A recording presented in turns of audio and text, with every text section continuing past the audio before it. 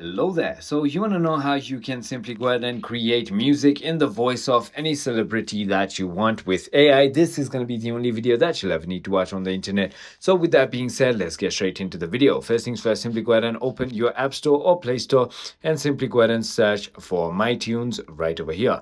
Once you've done that, click on this application right over here, download and install it onto your device and click on open.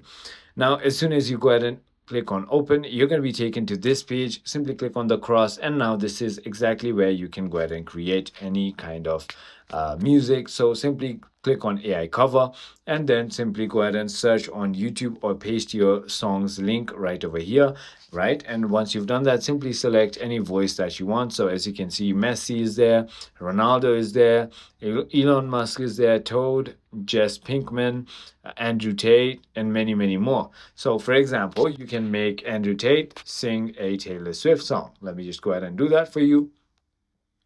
So let's say Shake It Off.